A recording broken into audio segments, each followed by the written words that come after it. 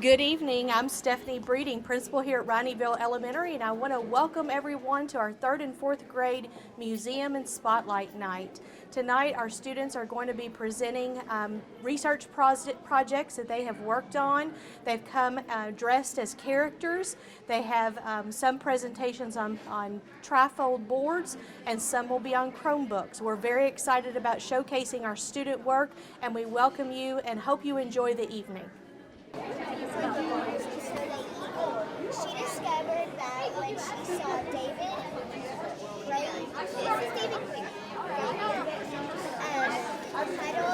huddled with other chimpanzees huddled around a dead pig.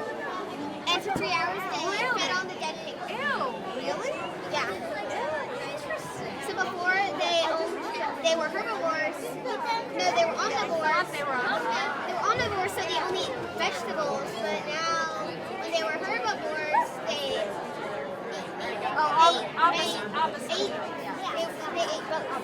And Jane also discovered that chimpanzees can make and use tools.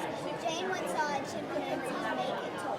Scientists believed only humans were tool makers. And the tool was to hold termites down. Hi, I'm Amy Lewis, and I'm doing Benjamin Franklin. Some things he invented was the printing press, a lightning rod. He named electricity. He invented the glass harmonica, which we have a picture of.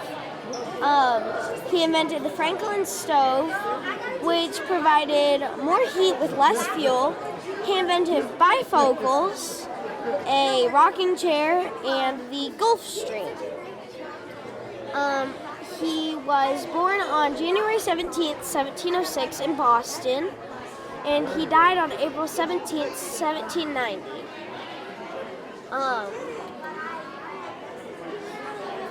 Benjamin Franklin was on Philadelphia City Council in 1748. He was he was a founding father, and he was one of them that was never president.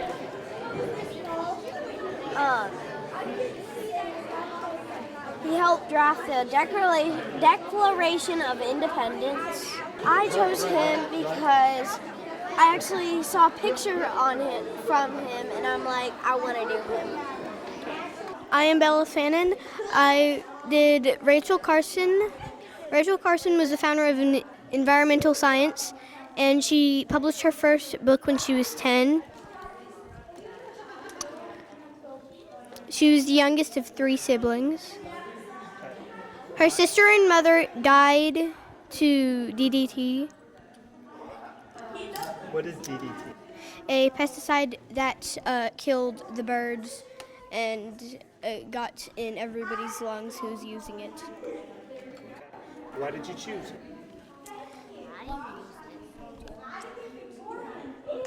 Because everybody else was doing more well-known people, and I wanted to do somebody that I knew nothing about, that way nobody could do it, and there would be no duplicate of Rachel Carson. Hello, my name is Carly Caldwell, and I did my report on Albert Einstein. First of all, Albert Einstein created E equals mc squared, which is energy equals mass times the speed of light squared. Did you know Albert Einstein had an FBI file of 1,427 pages as J. Edgar Hoover, who was suspicious about Einstein's strong activism. He was born March 14th, 1879 in Ulm, Germany. He grew up in a middle-class Jewish family in Munich. At young age, Einstein was fascinated by music. He played the violin, mathematics, and science. He is a German-born American physicist, revolutionized the science of quantum physics at the level of atoms and subatomic particles, best known for his theory of relativity. won the Nobel Prize for Physics in 1921. He died at the age of 76 from a blood vessel that was bursted by his heart. This is all I had to tell you about Albert Einstein. I chose him because he was best known for his E=mc². He also helped make the atomic. One of his mixtures helped make the atomic bomb, which is really cool. So I picked him because of that. I also picked him because I knew most about him than most of them, and I just thought he was really cool. I'm Claire Dawn. I did my project on John Dalton. John Dalton was born into a Quaker family on September 6, 1766. He described his own colorblindness in 1794. In 1803, John Dalton made his official publication about atoms. He also published books about colorblindness. In 1808, John Dalton proposed the atomic theory named Dalton's theory. He found ways to calculate atomic weights and structures. John Dalton also formulated the law of partial pressures. John Dalton died on July 27, 1844 because of a stroke. I learned that atoms can't be created nor destroyed according to Dalton's atomic theory. And I did not know he was colorblind, and a lot of facts that came from his discovery. My name is Colin Reiner, and I did George Washington Carver.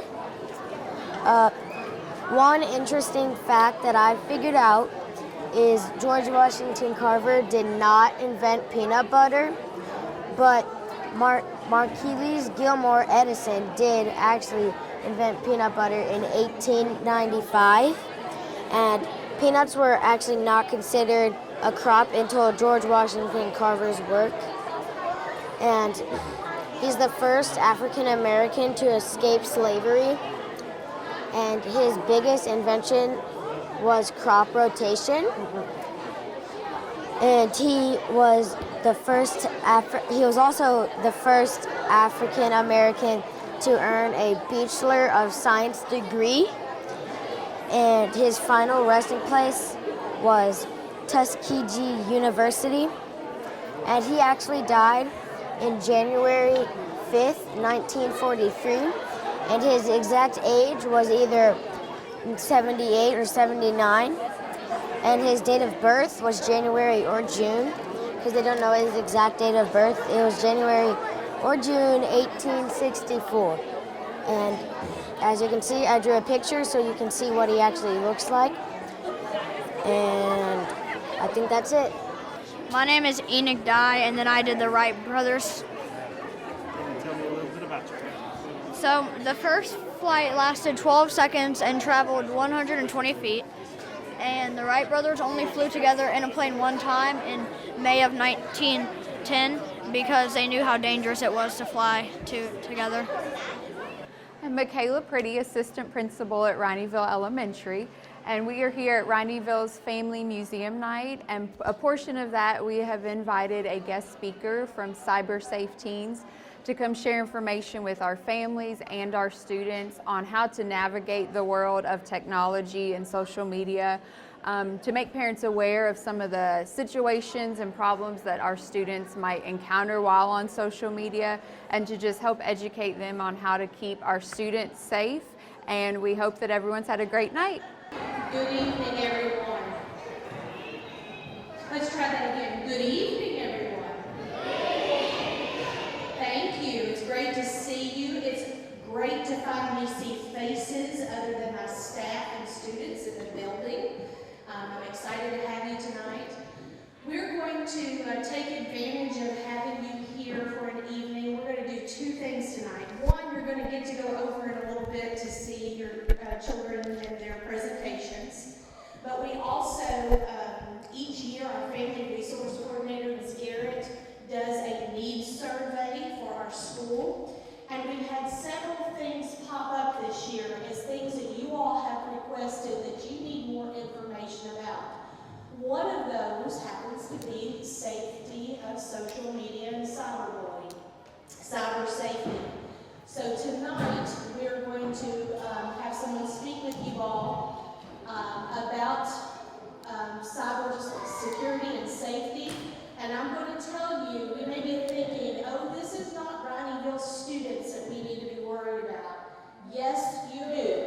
In the last 2 weeks, I've dealt with situations that I know he's going to touch on tonight. We need to take this seriously. We need to be protecting our children. So I really want you to tune in tonight, boys and girls that are sitting in here. I really want you to listen. We've been teaching you about safety with your computers and your cell phones. Tonight is just a reminder of that. And parents, I hope that you'll take away some things that will help you keep your kids safe at home. So,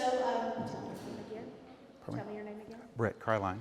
Brett is here tonight. Let's give him a warm welcome. No problem. Praise God. All right, thank you. Thank you.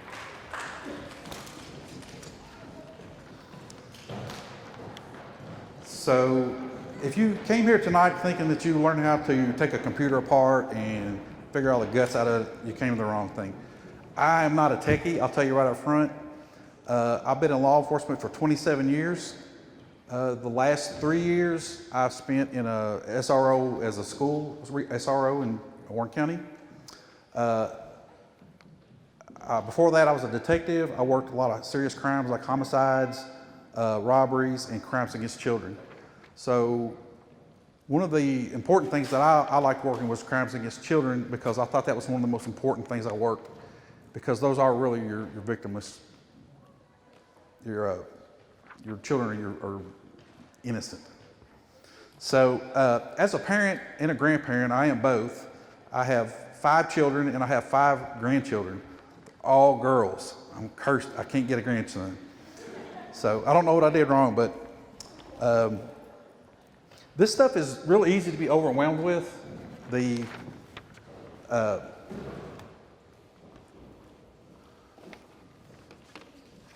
technology isn't the same as all the parents and grandparents in here that we grew up. We didn't have all this stuff. We didn't have these thousands of apps. We didn't have all these websites we could go to and the internet. We didn't have any of that stuff. And we got outpaced by it, by the kids.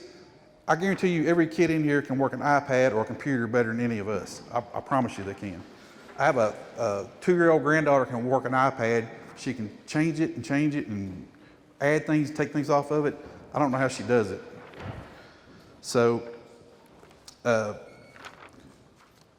what you're going to do to see today is I'm going to give you some war stories, some things we're seeing in the schools, so you know what your kids are facing. Because there's a lot of serious stuff going on in the schools, and most of the public is not aware of them. So at the end of this, there's going to be a chance you can take a little quiz and you can win $500. This is sponsored by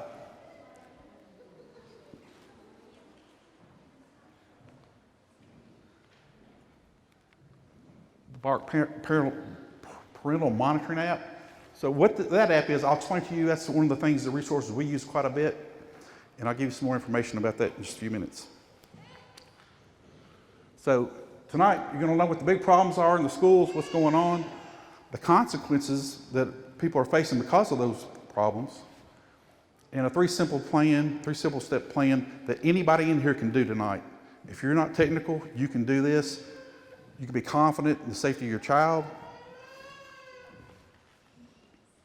So most of the kids in here, how old do you have to be to drive? Who knows? How old do you have to be to drive? 16, that's right. How old do you have to be to vote? You. 18, that's right. All right, how old do you have to be to drink alcohol? You. 21, that's right. How old do you have to be online using these apps? Anybody? Nope. You up there? Nope. You have to be 13 years old to be online using these apps. So everybody says, well, my kids get it. How do they get it?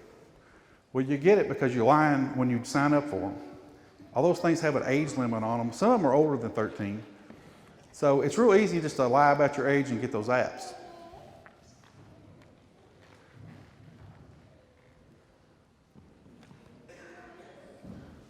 So I'm going to tell you a story about a case I worked just recently, about a school creeper, we call him. We're going to call him Joe. Joe was in my middle school. Joe was a semi-popular kid. He was kind of one of those kids that was in trouble quite a bit. He'd been kicked out of other schools and ended up at our school. He came out from another state, and Joe talked to some girls. And he convinced them to send them some videos. The videos they sent them were very explicit. So what did Joe do with those videos? Joe got mad at them. He decided he was going to blast them out on Snapchat. There's 533 kids in my school, and I bet you probably 99% of them all got these videos. These girls were embarrassed. They were humiliated. They couldn't hardly show their face at school. When they did come to school, they cried. And they participated in this willingly. So one of the big problems, I'll finish up with Joe in just a few minutes, but, well, I'll just go ahead and tell you about him. So I investigated it. We had to get search warrants for Instagram and Snapchat, things like that. Those are very difficult. They're a very long time to get them back to you as well. So Joe got charged with several crimes, and I'm going to tell you what he got charged with, and I'm going to tell you what he did, each part, what he did with the crime he got charged with.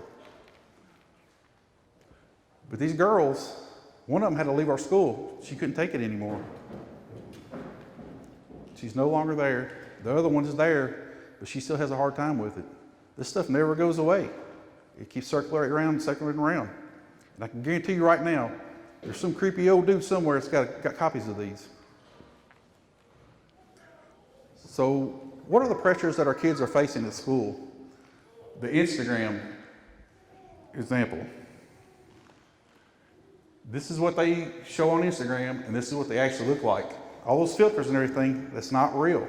We're teaching our kids that this is what it's supposed to look like, and that's reality. This one as well. That's what her filter looks like, and that's what she actually looks like. This guy right here, look at him, he's got 10-pack. No one has a 10-pack. She's altered herself. She's got a smaller waist. She took a bruise away. Cellulite's missing. Made her rear end a little bigger.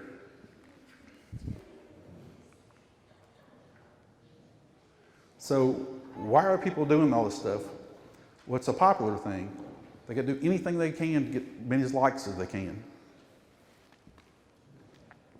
So have you all heard about the social media challenges that went through the schools? There's the Tide Pod challenge.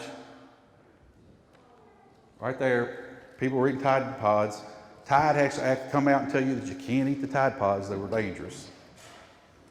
The cinnamon challenge, did anybody do that one? You take a spoonful of cinnamon and you eat it. Well, it burns your sinuses up.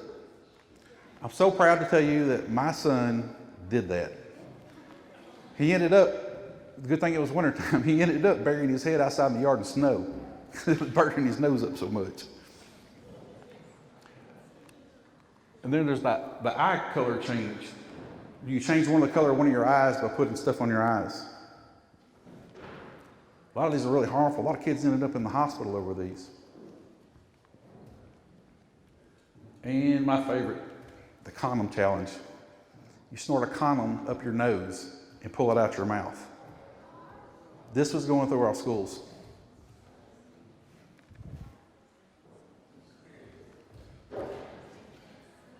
And devious licks. I don't know if that hit this school, but it hit our school like a hurricane. So in devious licks, it was a TikTok challenge, so every day or every week there was a different challenge for you to do. They were tearing our bathrooms all to pieces. They were tearing the urinals off the wall, they were tearing the hand sanitizers off the wall, tearing the doors off, the sinks off. clogging the commodes with anything they could find. This went on forever. So every day there was a different challenge. Some vandalized the schools, kiss your friend's girlfriend, you can imagine the trouble that caused. Grabbing people. One of the ones, this is different, this one was smack your administrator on the butt day. That didn't happen in our school, thank goodness, because they would have handled that very quickly.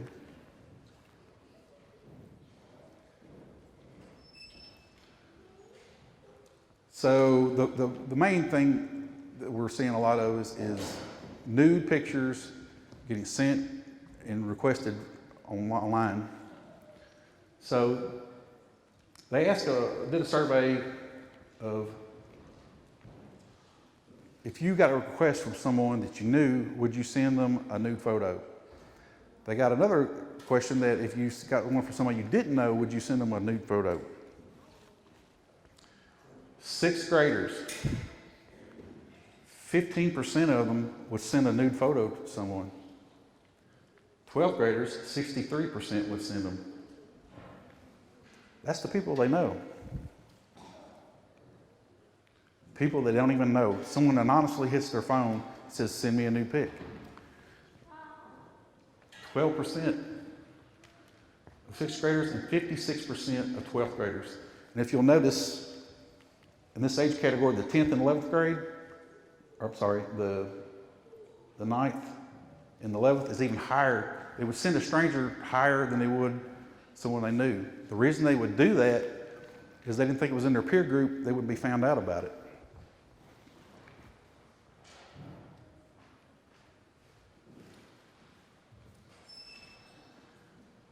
So we've had an iPhone for a long time, and pre-COVID, from 2007 to 2017, suicide rate has increased like crazy. Every day, every week in my school, I have a child that is talking about killing herself. And that is 11, 12, and 13-year-olds talking about killing herself. It is a huge problem. And why are we seeing so much of that? There's so much pressure online to be something you're not. There's bullying online. You're not pretty online. You're not rich online. All that stuff's on there. All that pressure is going on these kids. From ages 10 to 14, the suicide rate tripled in those years. Tripled. How many of you think a 10-year-old would even consider that, or a 10th grader? I wouldn't even think a 10-year-old would even enter their brain thinking of that, but it's very, very common.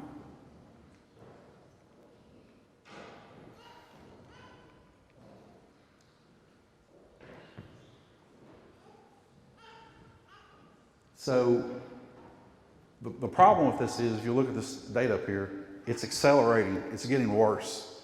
We went through several years prior to the internet where suicide rates were coming down quite a bit. Internet got real popular, started coming up again, and it's increasing now exponentially.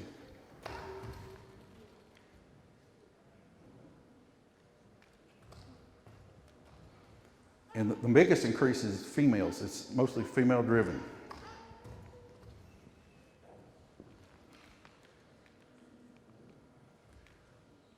So this is one of the most shocking slides I've ever dealt with because of the seriousness of it. But if you look up here, this is age 6th grade through 12th grade. 6th graders.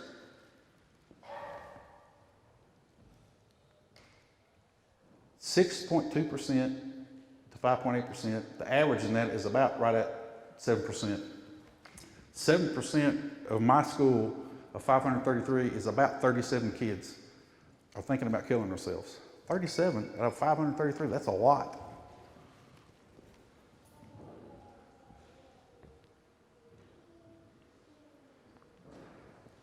So what's driving this is the pressure that we're putting on them.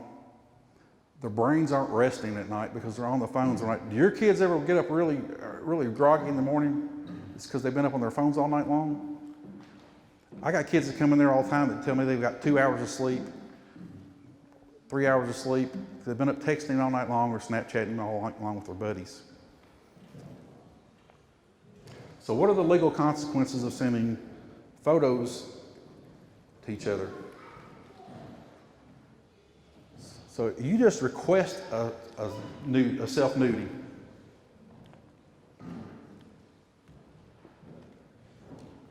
That's 1 to 5 years in prison.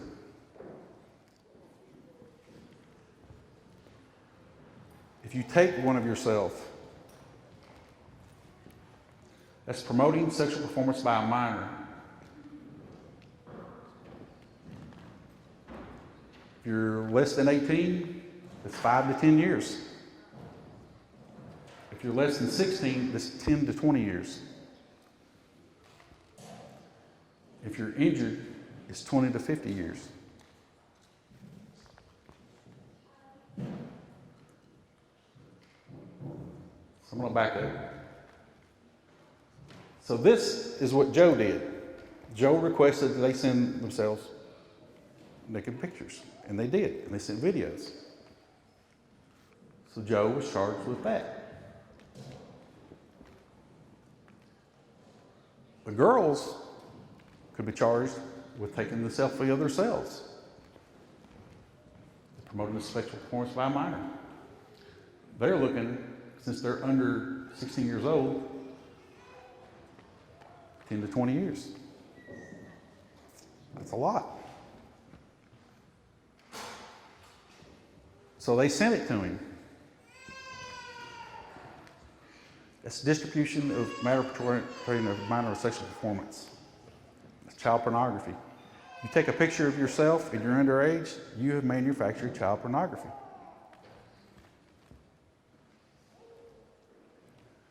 If you request it and they send it, is what Joe did, he's guilty of using a minor in sexual performance.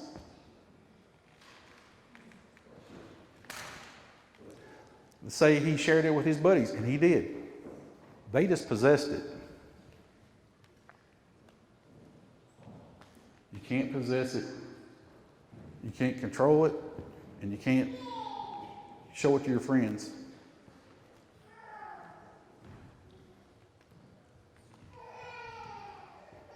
I see more and more and more of this every year. Every year, they're getting younger and younger and younger. When we do intercept it, we're finding out that it's coming from the elementary schools, shipping it up to our middle schools, it's going from the high school to the middle school. It's across the board. So, Joe got expelled out of school. He can't make up those days for what he got expelled for. He's still not allowed in our school. So he's going to have to explain one day, wants to go to college, he wants to explain one day why he's got this absent in his school record. He might get a GED, and I hope that he does, but one of the first things anybody does when they hire you nowadays, or you apply for college, or you get in a relationship, what do you all do? You get online and you check out the other person. So this is going to affect him way down the road. It's going to affect these girls way down the road. Because people are going to Google them. They're going to look and see what they can find.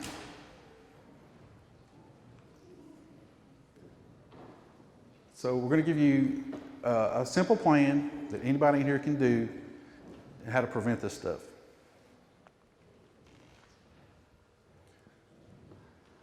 So one of the first things is you have to put these things to sleep.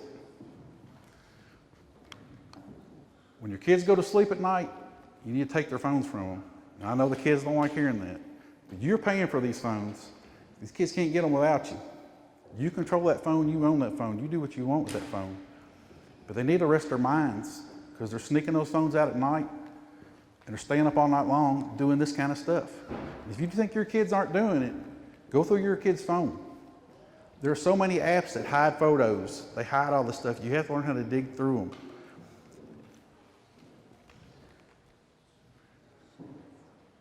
So when you do a morning check, so you'll take that child's phone and put it in your room, or in your control somewhere. Next morning, get up and check that phone and see how much stuff is on there.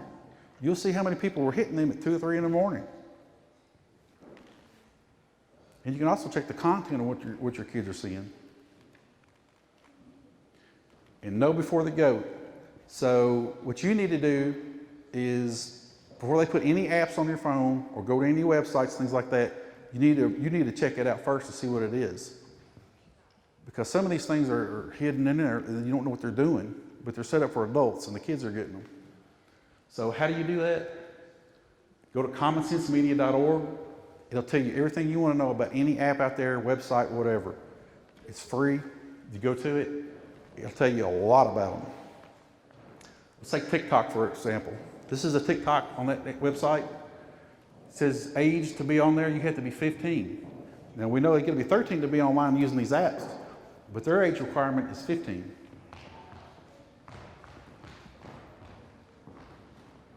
And this will tell you what it does. Educational value, 2 stars. I don't know about that. The violence, consumerism, the drinking, the smoking, the sex. All this stuff is up there. You can put that on any of those apps, and this will tell you what they do and how they're rated. So if you see one that's got Peppa Pig on the front, you might want to put it in there and just double check it. So Barkomatic is a website that will tell you exactly how to get into any device you have. If you have an iPhone 11, if you have an iPad, whatever, if you go to this, it will give you step-by-step instructions on how to get the parental control set. So you go to Barkomatic, you put in iPhone 11, iPad, whatever you have, or Instagram or TikTok, whatever you want. You pick that in there and they'll tell you which one, how to set the parental controls on it. It'll give you step-by-step instructions. It's very simple. Even I can do that. I'm an old guy.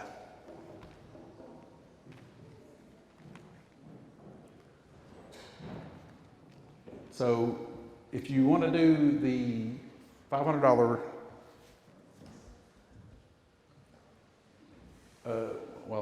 if you want to join CyberSafe Families, you can go to Facebook and get on there. They put us stuff up there every day, something new about what's news coming out and how to protect yourself from it. And create a contract. This is the biggest thing right here. And I've got contracts for you. So what this contract does, it's a contract between you and your child. What it does is it reassures them if they're using that phone properly, the way you tell them to do it, there won't be repercussions if someone accidentally sends them something or intentionally sends them something. Their biggest fear, and how many of you punish your kid by taking their phones away or their electronics? That's huge. It's part of their life. So these will give you, you can set the terms on it. It's a basic, fill it in. It'll tell you what the consequences are for everything that they violated. This is what happens. You get your phone taken away for so long, whatever. But you set the terms on it yourself. On the back of these, there's the resources that'll tell you the Common Sense, the Barkomatic, the FBI Safe Online Surfing, and CyberSafe Families. It'll show you how to join those.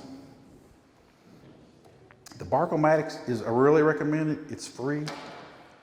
There are some upgrades. If you wanted to upgrade it, you can buy that online, and there's a discount on the back of these too if you wanted to get that for life or whatever.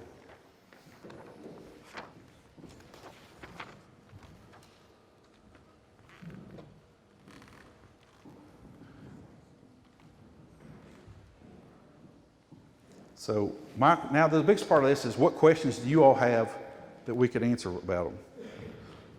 Who's got questions about how they could do something a little better?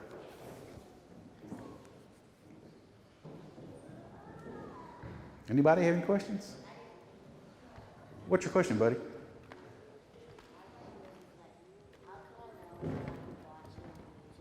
How can you what?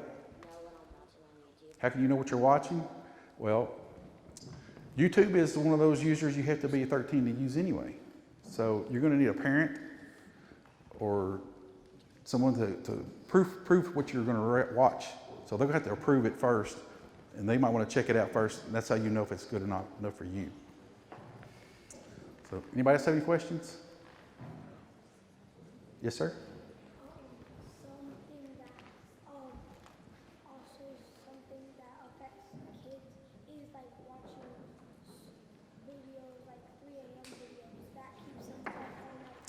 That's right, and that's what we talked about. That's why we suggest that you take the electronics away from them, and not just their phones, but their iPads, their computers, all that stuff.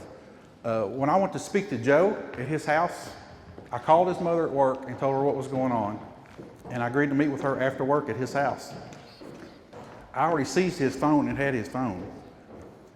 So when I got to his house, before I got to his house, one of the other students sent me a Snapchat of the text that she had sent him that the police were going to be at your house at 3:15. What did you do? He already had that, and I had it too. So when I went in, he denied he was able to do any of that stuff because I already seized his phone because he did some other stuff afterwards. And I pulled that out and I showed his mom. I was like, well, he's texting somehow. And when I confronted him with it, he said, well, I'm using the computer. So just don't think one device is safe. You'll have to take any electronics that you can do that stuff with. Any other questions? I know this was really quick, but then, we're on a lot of 30 minutes, so ran through it pretty quick. I have these contracts up here. Please take them. I think once you read through them, I think they're going to make a lot more sense to you, and I think it's a great tool. Someone else have a question? I'm sorry.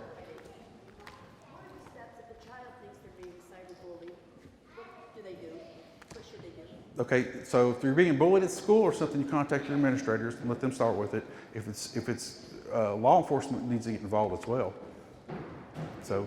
At what point, when does it become a problem? You just calling them that they're not pretty or? So bullying usually occurs after the person has been notified that they don't want this behavior anymore, and they continue to do it. So usually 99% of the time, your schools can step in and say, you're going to have to quit doing this. This is bullying. And if it's occurring at school, it's not always a school issue. A lot of times it's a law enforcement issue. So it's usually a problem that happens after they've been warned basically to quit doing it. It has to be unwanted and they have to know it's unwanted. So can I answer any other questions? All right. Families, we just want to thank you all for coming tonight. If you would, when we finish up, you can head into the cafeteria to see your students' hard work, let them show off their projects. We do have question prompts out for you all to ask the students questions to kind of guide them through how to interact with you all. But you are more than welcome to head that direction out. If you would give him a round of applause. Hi, I'm Grayson Kanoth, and my project is about Sir Isaac Newton. So Isaac Newton discovered the laws of physics, gravity, inertia, acceleration, and action. He discovered these because whenever he was reading underneath an apple tree, the apple supposedly fell onto his head, and that was caused by gravity. And inertia is whenever something stays at rest until the force pushes it up, down, left, right, forward, or backwards. The example that I like best is, so he was the apple was hanging by the branch. While he was reading, something knocked it down, and it hit the ground, and it hit him on the head, which discovered his theory of gravity. So friction stops it because the weight and the mass of something determines on how fast it stops. So like the tree falling stops immediately with a little bit of ricochet because of how heavy it is. So the apple bounced off of his head and fell. And he was like, oh, so this is how gravity is thought of. And basically nobody believed him, and they just probably made fun of him until his theory was thought of correct. I chose Isaac Newton because he set the foundation for all the other scientists with his theories of gravity, physics, inertia, acceleration, and action. Hi, I'm Julia McCombs, and I'm Samantha Albrook. We did Xiang Wu, who built an atomic bomb that stopped World War II. Wu was known for the Manhattan Project, which is an atomic bomb. In 1944, she worked for Columbia University and joined the Manhattan Project. The researchers were working for the creation of the atomic bomb. I chose her because, so I was thinking of Albert Einstein or Xiang Wu. I chose her because I thought Albert Einstein is chosen a lot and he's very popular, and I was like, I wanted give someone else the spotlight, so I chose CHF. And I was interested in her. I chose her because I didn't care which one I got.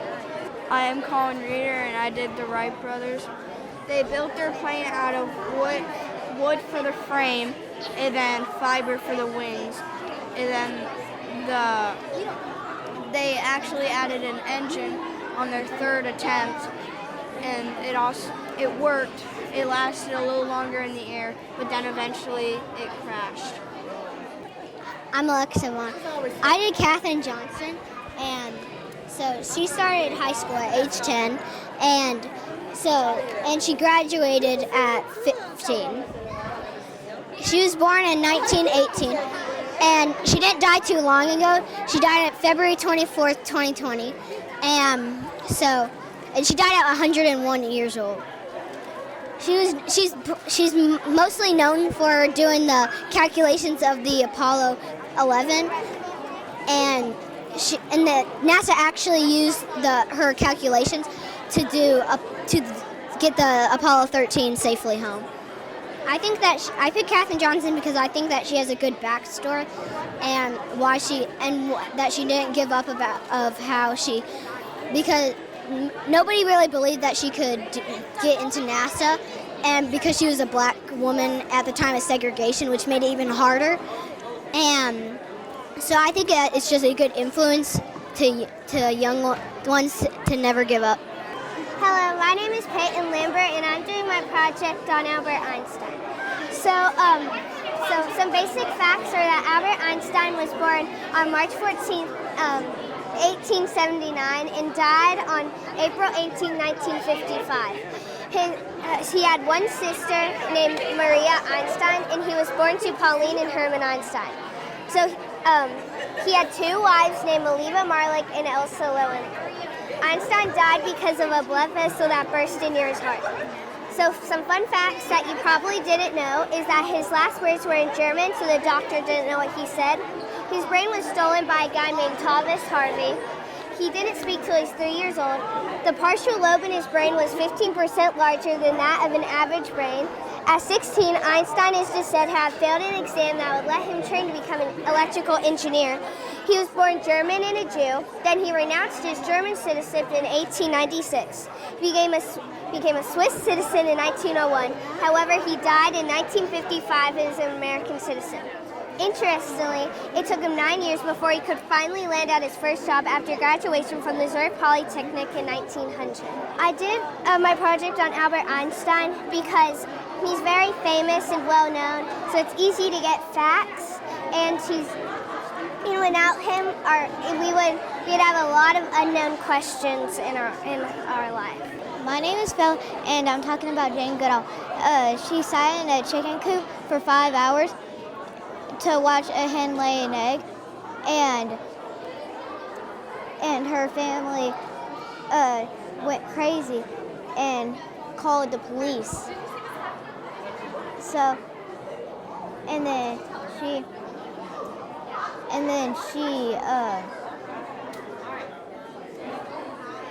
just came out.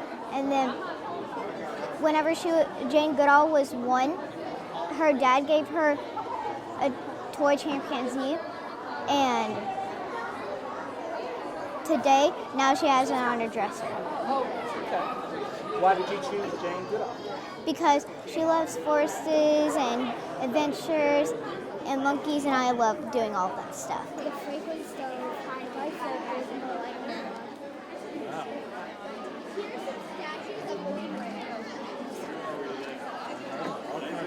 I didn't know he made swim things.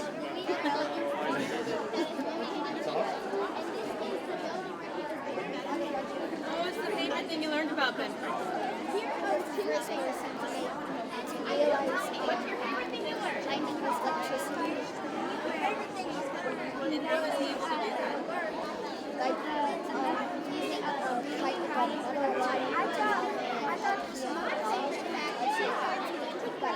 Thank you everyone for coming out tonight for our 3rd and 4th grade museum spotlight night.